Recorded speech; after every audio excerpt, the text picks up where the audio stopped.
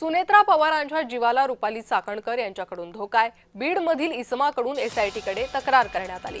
या तक्रारीत काही तथ्य आहे की हा खोडसाळपणा आहे। या संदर्भातला शोध सध्या सुरू आहे। एसआयटीकडे हेल्पलाईनच्या माध्यमातून विविध तक्रारी येत आहेत, त्यापैकी ही एक तक्रार आलेली आहे।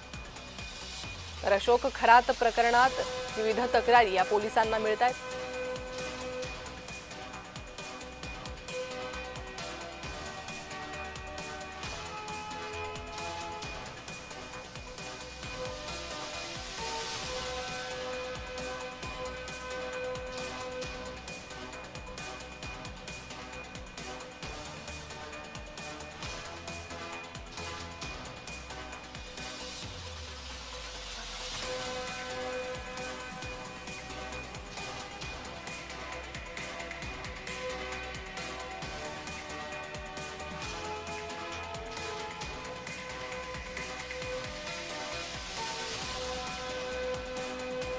बीडमधील इसमाकडून एसआयटीकडे तक्रार करण्यात आलेली आहे।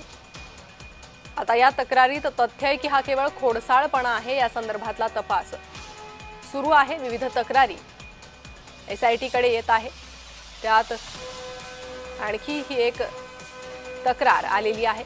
अज्ञात इसमाकडून ही तक्रार देण्यात आलेली आहे। तर चाकणकरांकडून सुनेत्रा पवारांना धोका असल्याची तक्रार, बीडमध्ये दाखल झालेली ही तक्रार गांभीर्यपूर्वक घेण्यासारखी आहे। या सगळ्याचा तपास होणं गरजेचं आहे। राष्ट्रवादीचे उपाध्यक्ष, प्रदेश उपाध्यक्ष उदयकुमार आहेरांची ही मागणी आहे। उदयकुमार आहेर यांनी ही मागणी केलेली आहे। रुपाली चाकणकर यांच्याकडून राज्याच्या उपमुख्यमंत्री आणि राष्ट्रवादी काँग्रेसच्या राष्ट्रीय अध्यक्षा सुनेत्रा वहिनींच्या जीविताला धोका असल्याची तक्रार बीडच्या एका नागरिकाने एसआयटीकडे केलेली आहे। ही तक्रार जर मागच्या काही गोष्टींचा विचार केला तर निश्चितपणे गांभीर्यपूर्वक घेण्यासारखी आहे।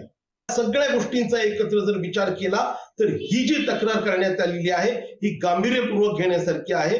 आदरणीय सुनेत्रा वहिनी यांच्या जीविताला जर धोका असेल तर याविषयी लवकरात लवकर चौकशी होणं गरजेचं आहे। आणि दादांच्या ह्या सगळ्या घातपात किंवा अपघातामध्ये हुंदूबाबाचा काही संबंध आहे का, याचा देखील चौकशीमध्ये समावेश असणं हे अत्यंत गरजेचं